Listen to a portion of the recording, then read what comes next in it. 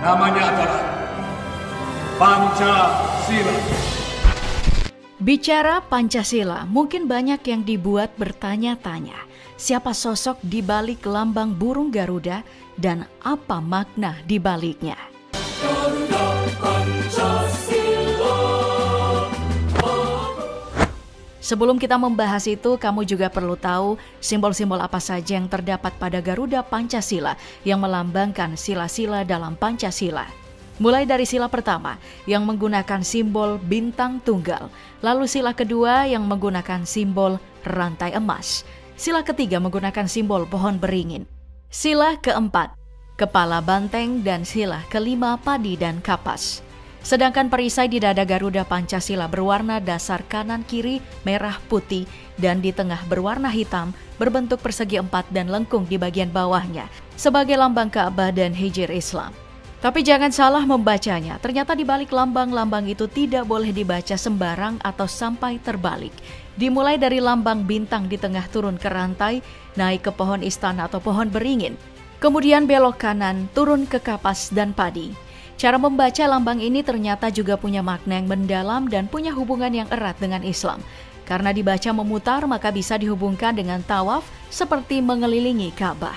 Sementara itu, bintang tunggal yang memiliki 5 sudut berada di tengah perisai burung Garuda, dipakai sebagai simbol sila pertama, yaitu ketuhanan yang Maha Esa. Simbol ini dianggap sebagai cahaya, seperti cahaya kerohanian yang terpancar dari nur atau cahaya Tuhan kepada hambanya, manusia. Latar belakang hitam menandakan keabadian dan warna alam asli yang dimiliki Tuhan. Dari bintang tunggal, kemudian menuju bagian kanan bawah, yaitu kemanusiaan yang adil dan beradab, tergambar simbol rantai emas yang melambangkan sila kedua Pancasila. Mata rantai berbentuk segi empat dan lingkaran melambangkan laki-laki dan perempuan. Segi empat dan lingkaran ini saling berkaitan yang memiliki makna setiap manusia baik laki-laki maupun perempuan merupakan makhluk sosial yang paling membutuhkan satu sama lain. Ikatannya bersatu menjadi kuat seperti rantai. Lanjut ke bagian kanan atas. Terdapat gambar berbentuk pohon ini adalah simbol pohon beringin yang melambangkan sila ketiga yaitu Persatuan Indonesia.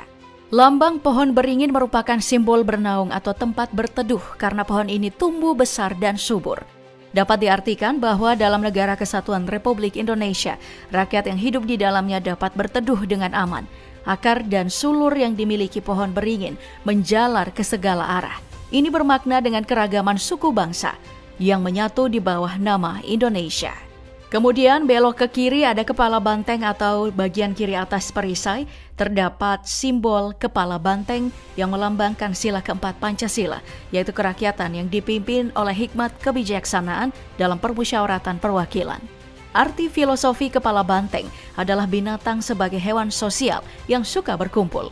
Orang-orang yang berdiskusi untuk melahirkan suatu keputusan merupakan makna musyawarah dalam Pancasila. Kemudian, kita turun ke bagian kiri bawah yaitu keadilan sosial bagi seluruh rakyat Indonesia. Disimbolkan lambang padi dan kapas yang melambangkan sila kelima Pancasila. Lambang ini representasi dari pangan dan sandang atau pakaian yang merupakan kebutuhan dasar manusia.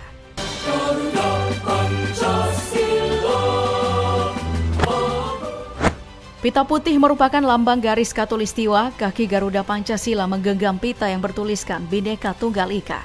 Semboyan tersebut dikutip dari Kakawin Sutasoma karya Empu Tantular. Digunakan untuk menggambarkan persatuan dan kesatuan bangsa dan NKRI.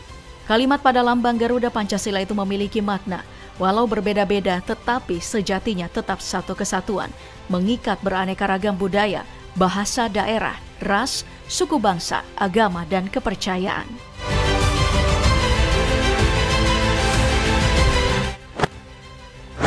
Pada lambang Garuda Pancasila terdapat warna hitam yang terletak pada garis-garis perisai dan latar simbol bintang. Adapun arti warna hitam adalah keabadian. Warna merah juga ada pada lambang Garuda Pancasila yang letaknya berada di latar warna kepala banteng dan latar warna rantai. Warna merah ini memiliki makna sebagai keberanian. Warna putih juga ada pada lambang Garuda Pancasila, yaitu terletak di latar warna pohon beringin dan latar warna padi dan kapas, serta pita bertuliskan Bhinneka Tunggal Ika. Warna putih di Garuda Pancasila memiliki arti sebagai kemurnian dan kesucian.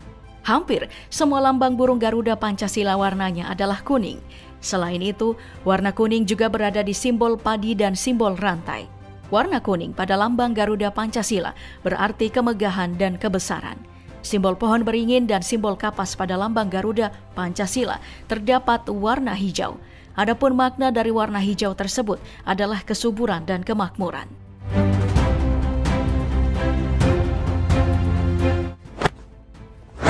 Gambar burung Garuda Pancasila dan artinya memiliki sejarah yang panjang sebelum ditetapkan sebagai lambang negara Indonesia. Dalam Undang-Undang Dasar 1945, Pasal 36 ayat A disebutkan bahwa lambang negara Indonesia adalah Garuda Pancasila dengan semboyan Bhinneka Tunggal Ika. Desain awal lambang Garuda dicetuskan pertama kali oleh Sultan Hamid II, Menteri Zonder Portofolio pada masa pemerintahan Republik Indonesia Serikat atau RIS. Tokoh-tokoh kemerdekaan lain juga ikut terlibat seperti Muhammad Yamin dan Ki Hajar Dewantara. Lambang Garuda sebenarnya terinspirasi dari arca Garuda Wisnu yang ditemukan di Trawas, Jawa Timur. Garuda dipercaya merupakan kendaraan atau wahana Dewa Wisnu dalam agama Hindu. Burung Garuda digambarkan memiliki tubuh emas, berwajah putih, dan memiliki sayap berwarna merah. Paruh dan sayap burung Garuda digambarkan memiliki kemiripan dengan burung elang, tetapi memiliki tubuh seperti manusia. Burung Garuda juga digambarkan memiliki tubuh yang besar hingga bisa menghalangi matahari. Ciri-ciri yang dimiliki burung Garuda juga diamini oleh Muhammad Yamin bahwa burung Garuda sudah mulai dikenal oleh orang-orang di Nusantara sejak abad ke-5. Di abad ke-5 inilah kerajaan Tarumanegara yang merupakan kerajaan Hindu menggunakan simbol Garuda yang saat itu dikenalkan oleh Raja Mulawarman. Dalam mitologi Hindu, burung Garuda memiliki kisah di mana ia berhasil menyelamatkan ibunya dari cengkraman perbudakan. Simbol Garuda kemudian menjadi simbol yang cukup populer saat itu. Simbol Garuda juga mulai ditemukan pada arca dan relief candi-candi Hindu di masa lalu, seperti Candi Prambanan, Mendut, Sojiwan, Penataran, Belahan, Sukuh, dan juga Ceto. Simbol Garuda juga dipakai sebagai lambang beberapa kerajaan Hindu di masa lalu, seperti Kerajaan Airlangga di abad ke-11 Masehi yang menjadikan Garuda sebagai lambang kerajaannya. Lambang Garuda juga banyak ditemukan di bagian puncak prasasti yang dibuat pemerintahan Airlangga.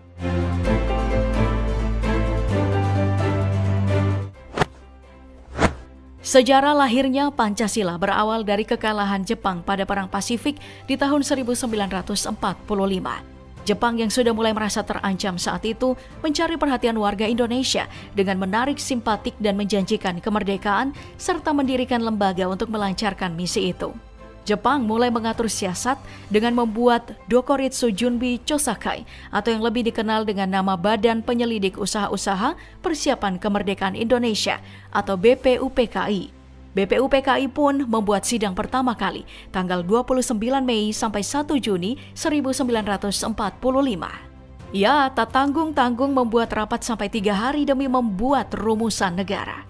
Para tokoh pun menyampaikan masing-masing asas negara yang mereka buat. Di hari terakhir rapat, Presiden Soekarno memperkenalkan 5 sila yang terdiri dari kebangsaan Indonesia, internasionalisme atau perih kemanusiaan, mufakat atau demokrasi, kesejahteraan sosial, dan ketuhanan yang Maha Esa.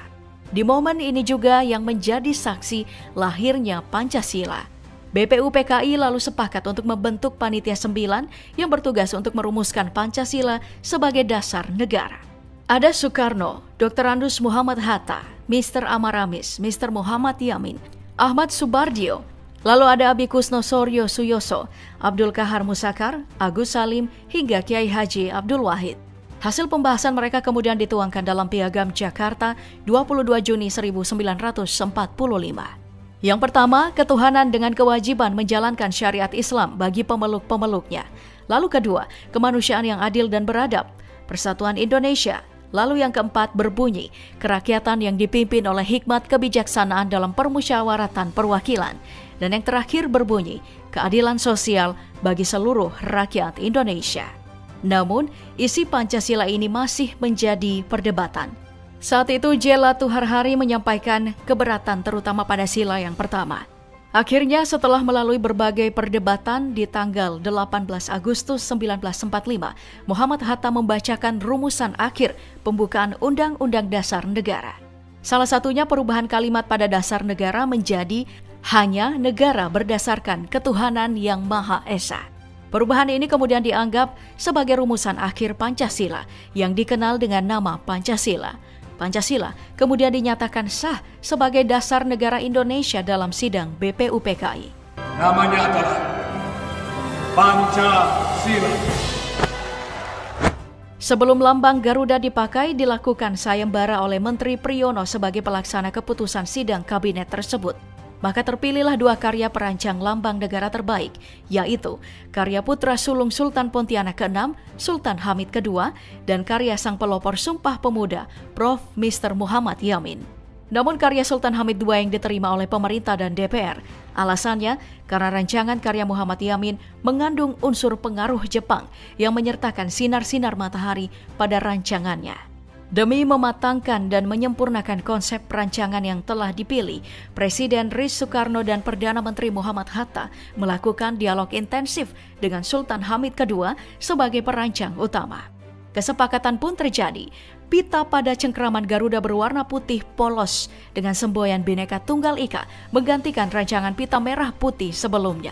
Lalu, rancangan itu diajukan pada Presiden Soekarno di tanggal 8 Februari 1950. Meski begitu, rancangan lambang negara itu dikritik oleh Partai Masyumi. Mereka keberatan karena lambang Garuda dianggap mengandung sifat mitologis karena pada burung Garuda terdapat tangan dan bahu manusia yang memegang perisai. Sultan Hamid menerima aspirasi positif ini, kemudian menyempurnakan kembali rancangannya menjadi bentuk Raja Wali Garuda Pancasila yang disingkat Garuda Pancasila. Melalui Muhammad Hatta sebagai Perdana Menteri, Presiden Soekarno kemudian menyerahkan rancangan tersebut kepada Kabinet RIS. Pada 11 Februari 1950, akhirnya Kabinet RIS meresmikan rancangan lambang negara karya Sultan Hamid itu. Presiden Soekarno lalu memperkenalkan pertama kalinya lambang negara Garuda Pancasila dengan kepala gundul kepada masyarakat umum di Hotel Des Indes, Jakarta. Namun Soekarno terus memperbaiki lambang Garuda ini dengan alasan Garuda gundul mirip dengan Bald Eagle lambang Amerika Serikat. Maka pada tanggal 20 Maret 1950, Soekarno memerintahkan Dullah, sang pelukis istana, untuk mendesain kembali Garuda Pancasila dengan menambahkan jambul pada bagian kepalanya. Jadi, inilah skala lambang 3 dimensi yang kemudian ditetapkan sebagai lambang negara Republik Indonesia tanpa perubahan desain hingga kini.